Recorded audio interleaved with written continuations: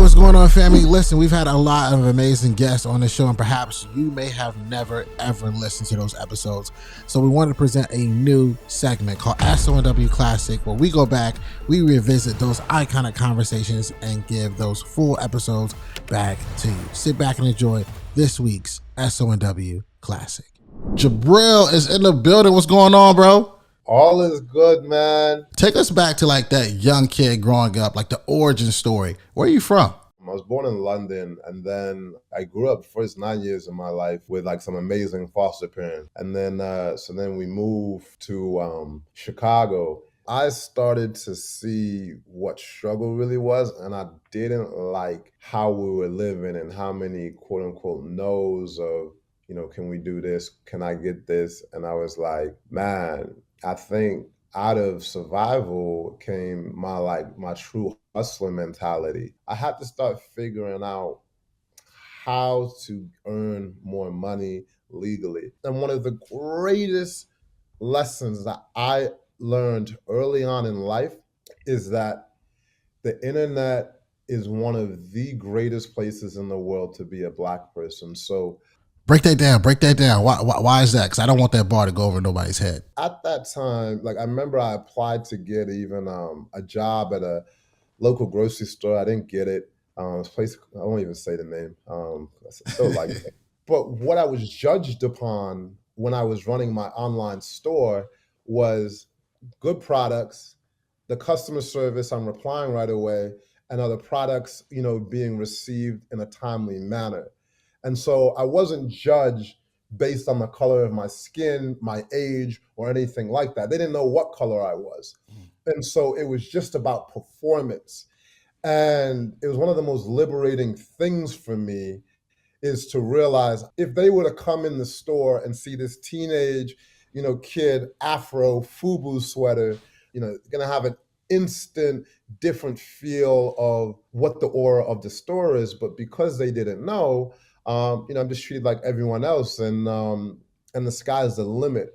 And I think that's just one of the most beautiful things about the internet. And one of the flip sides as well, as the internet is matured and got bigger, I've even been able to grow some of the biggest brands actually leaning into the color of my skin or my partners, and talking to demographics that have been neglected because the internet enables you to really tap into specific niches, and it's actually more of a powerful thing.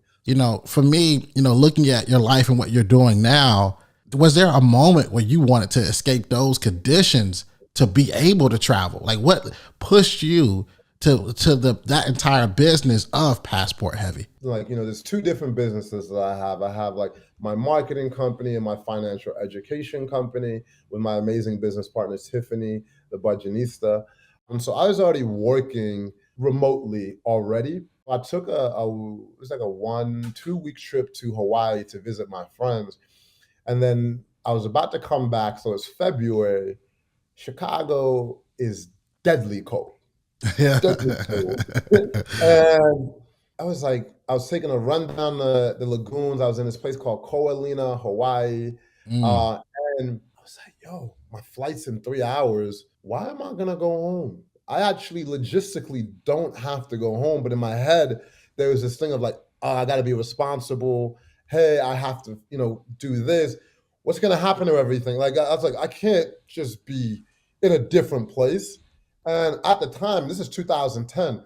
Wow. So even saying working online, people are like, but what do you mean work online? That doesn't even, they're like, but when do you go home to work? I was like, no. I actually I work from my computer. But they're like, it was such a foreign concept at the time that they couldn't even picture what that, meant. So for me, it was cold weather what inspired that first thing. And so it wasn't even a super deep thing of long. I was just like, yo, I don't have to have this much chapstick no more. I don't have to use as much lotion. I'm good. And then my friends were already traveling at the time, and they were on a 1-year trip around the world. And I was like, my friends, the Unstoppable Family. And then I was like, what if I did a 1-year trip? What's the worst that could happen? And I was like, yo, there might be this life full of adventure, possibilities. I just said, what if? I'm like, I'm not conventional. What? I was like, I can easily always go back home, but what if? And now it's 11 years later, and I'm still traveling around the world. So it was just kind of a bit of leaping out on faith, and then I fell in love with seeing different people, the cultures, the food, the weather, and not knowing what every corner I looks like as I started doing these little videos, like my little $200 camera. I was putting out videos on YouTube, and I was like, what's it like to be maybe black in Thailand? Or it's just what is cost of living in a place like Colombia, and all these questions that I knew a lot of people had. I started putting out the videos, and I was getting hundreds of thousands of views on a single video back then, just by myself. And so I said, okay, there's something here. And I was enjoying the comments, I was enjoying the feedback, and then more importantly, after time, enjoying the impact of the work that I was doing. And this is for all of my creators right now that are listening. Yeah. Like, what would be like some of your best tips on how we can shoot better content that resonates? First of all, it's not me shooting. That's how you do it. Because me, I can't. It's one of my biggest dreams to be able to shoot and edit like my filmmakers. So I have like professionals that I work with. I have a in-house composer that creates official scores for each video. Have producers that work on the episodes, the filmmakers, the editors. So it's a full-on production, because I want these videos to live forever. And I was like, so that's how they look good, but how to make them resonate. I talk about topics that I want to know about, like that we truly care about, and it's really fun creating the episode. So it's never work.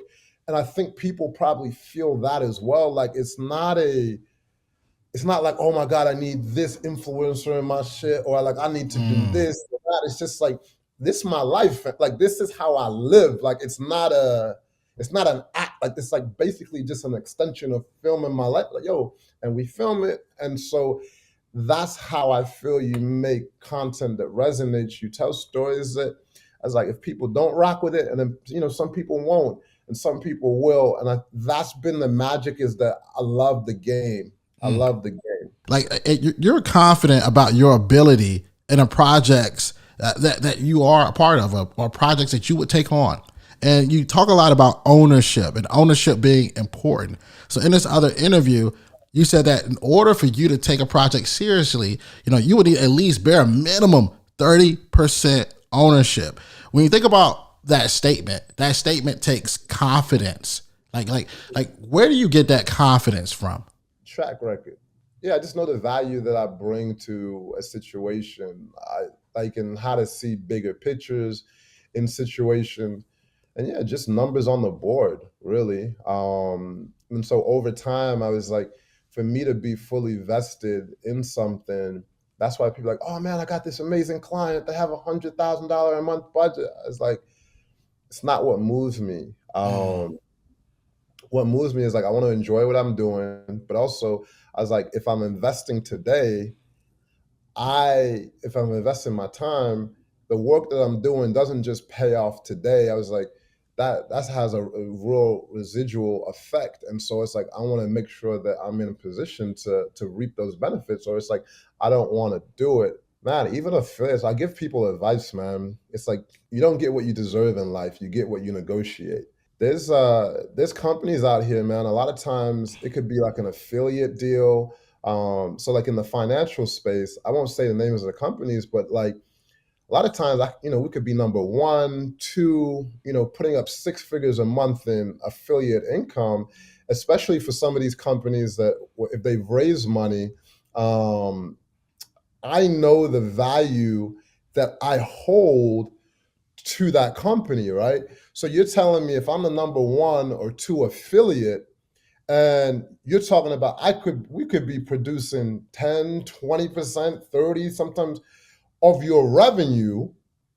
I'm like, you think I just want money on the affiliate? I was like, no, because the more users that we bring it into the system, that means your valuation is also going up. Mm. All of the things that are happening on the back end. And I'm like, the hell? They're like, but nobody's ever asked. I was like, well, the hell I am. Like, because Yeah. I'm like, and then so like, and then like, I remember talking to like, people in leadership team, and they're like, yo, man, that's not how shit works. It'll never happen. I'm like, all right. I pulled a plug then. Yeah. In like the most respectful way possible. But it's like, and then when you lay it out, I'm just like, yo, I'm not telling you I need, and it's not like a 30% thing or anything like that. But I was like, yo, if we playing this, like, let's look at this equity play. Especially like if there's some of these younger companies that be like, but we've never, I was like, yo, this is the value in black and white that's coming. And then if you want me to be more excited and continue to build, I need to feel like this work that I'm doing is not just because when I see your valuation here 4 years from now, it's not gonna be like, I'm not just gonna be like, oh yeah, good job. I was like, yeah, but we actually helped build a lot of that. And that happened from experience. Like we helped build this other company, won't say the name, and it's like so much traffic. And then it was like also a lot happened from the influence of our core audience that came in, the people that came in there, and then on top of that, now it spawned, and then they're talking about it. So those sales are not being tracked, right? So now it's spawning, and I was like, how do I protect myself from that? And it's like I need equity play, and so that's what I go into, situations with, and like now it's like it's worked out. Like one of the companies that they, like people like, oh, I never, like, don't even ask. One of these deals 4 years ago, maybe even 5 years, 4 or 5 years ago, companies cranking, and like that equity stake. I think it's at least 100x now, and they just raised another $100 million for their company. And I'm just like, yes, right. And also sometimes people don't know how to approach it, or like they've never even heard this kind of approach, where it's like it never hurts, to ask. I want to ask you the question that we've asked every single person that's ever been on this show, that's ever hopped on this podcast. If you were that person who just graduated college, or perhaps you ain't even go to school, you ain't even get a degree at all, you're asking yourself the question of the show: school's over, now what? What advice would Jubril give? I'll answer it in two parts. I'm a big advocate of working jobs, but working jobs with a purpose, right? So if you know where you want to go, and you can actually go work for someone that you admire, or if you're in the industry that you want to be in, not only can you get quote unquote mentored and learn in that space for free, um, grab connections and relationships in that space and field that you want to be.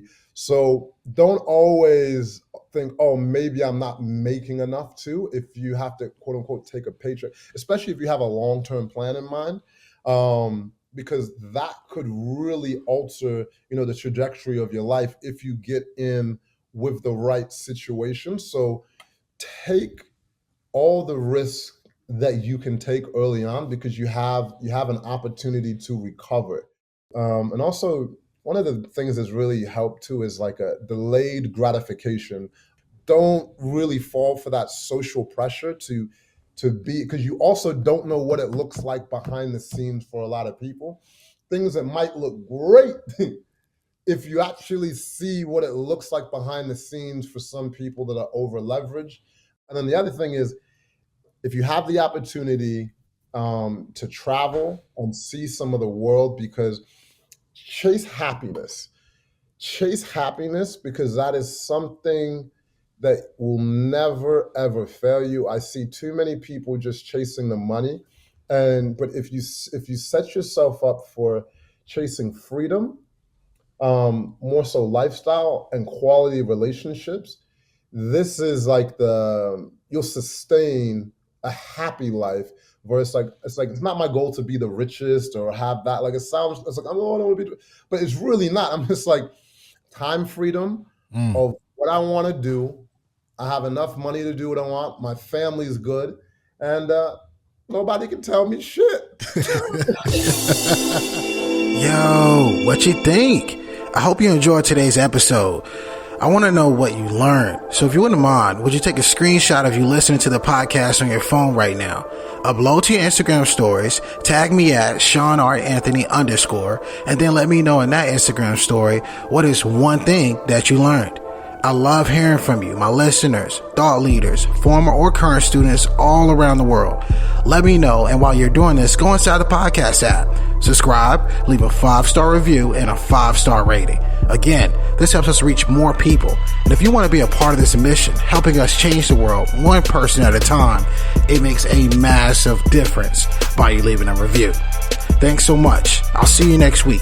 And remember, dream it, believe it, go out and get it.